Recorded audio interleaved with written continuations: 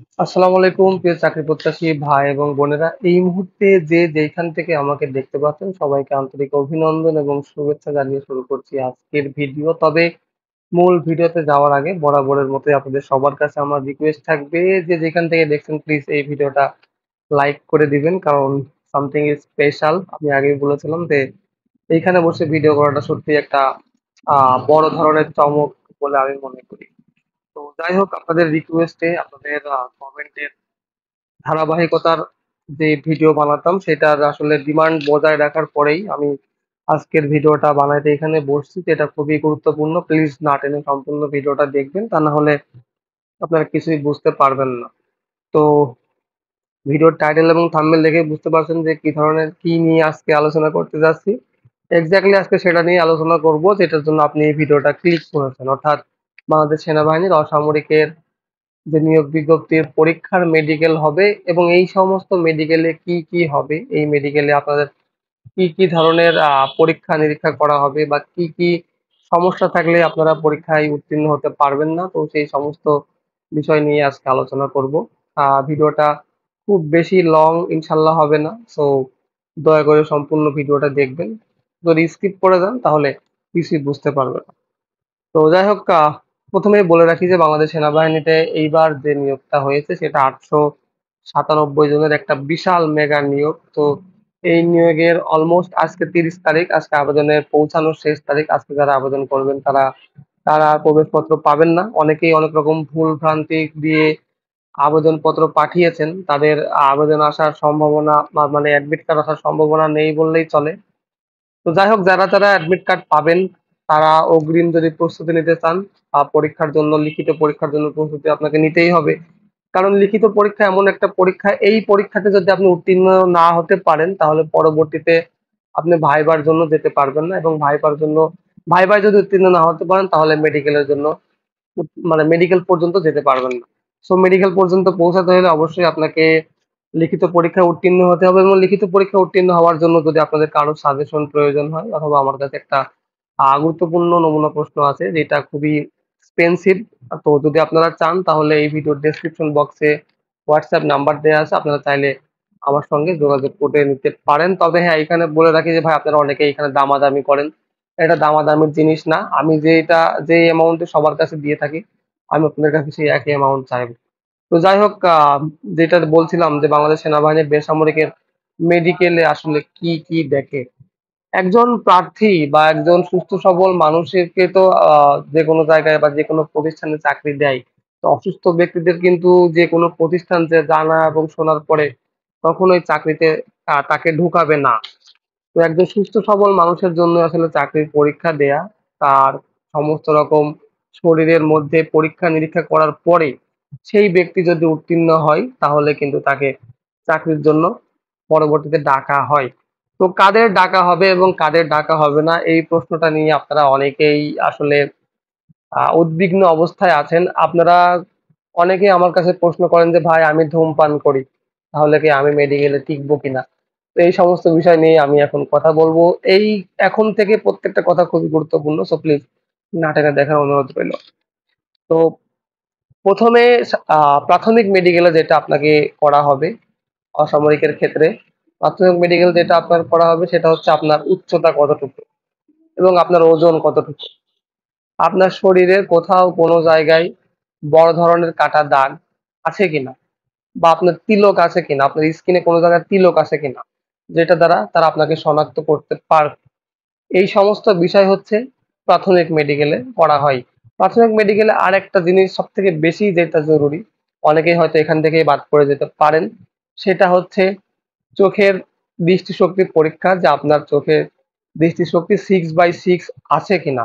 দূরে একটা বোর্ড টাঙানো থাকবে, সেইখানে কিছু ছোট ছোট ছোট বড় বিভিন্ন রকম অক্ষর লেখা থাকবে।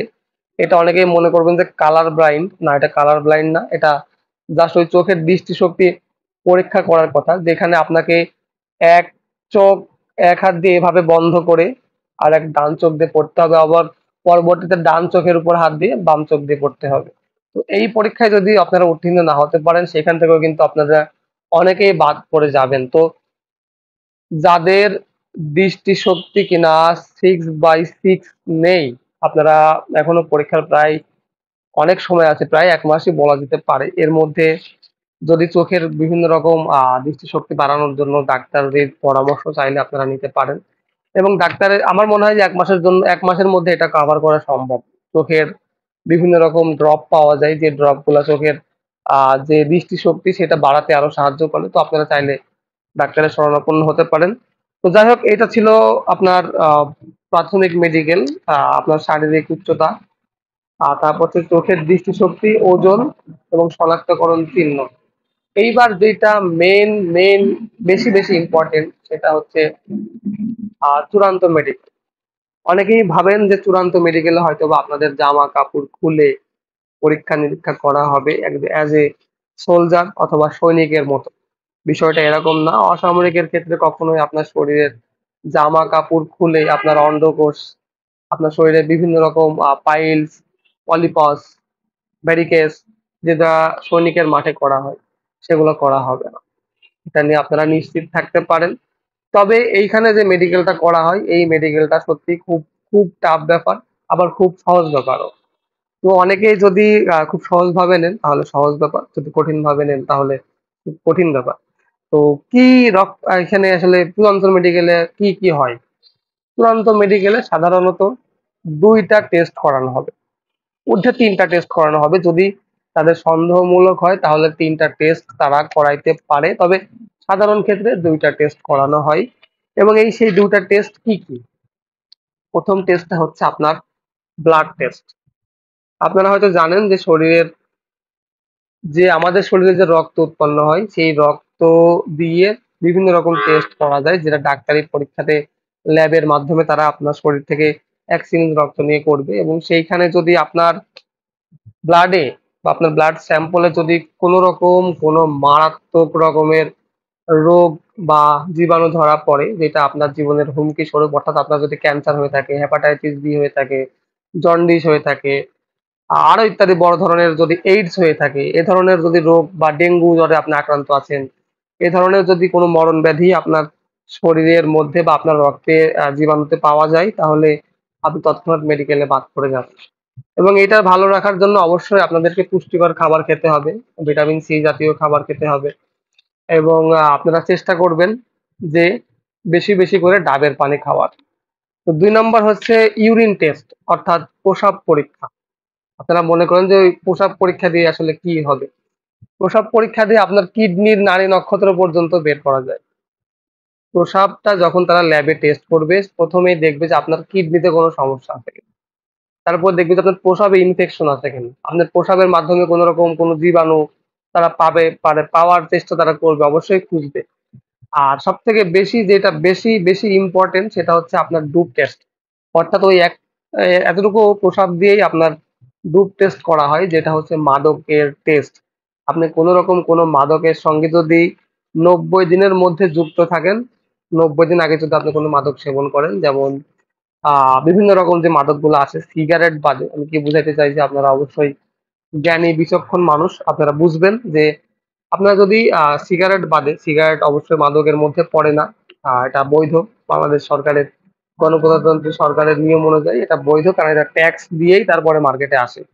তো যাই হোক, অন্যান্য যে ধরনের মাদক দ্রব্যগুলো আছে সেগুলো যদি আপনারা গ্রহণ করেন ৯০ দিনের মধ্যে, তাহলে আপনারা ওইখানে ধরা পড়ে যাবেন এবং অবশ্যই পরবর্তীতে আপনাকে বের করে দেওয়া হবে। এবং আরেকটা জিনিস, আপনার শরীরের মধ্যে যদি সর্দি থেকে থাকে তাহলে তারা সন্দেহ যদি আপনাকে দেখে হয়, তাহলে অবশ্যই আপনাকে একটা বুকের এক্স-রে করাবে। এবং বুকের এক্স-রেতে যদি আপনার ভিতরে কোথাও কোনো জায়গায় তারা কোনো সমস্যা পেয়ে থাকেন, তাহলে অবশ্যই আপনাকেও সেখান থেকে বাদ দিয়ে দেবে। তো আশা করি আপনারা আজকের ভিডিও দেখে মেডিকেলে কি হবে, কি ধরনের মেডিকেল হয় সেটার একটা ধারণা পেয়েছেন। এবং আমি সেই ধারণাটা কতটুকু বুঝাইতে পারছি আমি নিজেও বুঝতে পারছি না। তবে যদি কেউ বুঝে থাকেন তাহলে অবশ্যই এই ভিডিওর কমেন্ট বক্সে জানাবেন। এবং কারো যদি লিখিত পরীক্ষার জন্য সাজেশন দরকার হয় তাহলে এই ভিডিওর ডেসক্রিপশন বক্সে আমার হোয়াটসঅ্যাপ নাম্বার দেওয়া আছে, ডাইরেক্ট আমার সঙ্গে যোগাযোগ করে নেবেন। এইখানে আমি আপনাদেরকে সর্বোচ্চ কমে দেওয়ার চেষ্টা করব। তো যাই হোক, পরবর্তী ভিডিওর দেখার আমন্ত্রণ জানিয়ে আমি রাজ আজকের মতো এখানে বিদায় নিচ্ছি। সবাই ভালো থাকবেন, সুস্থ থাকবেন। আল্লাহ হাফেজ।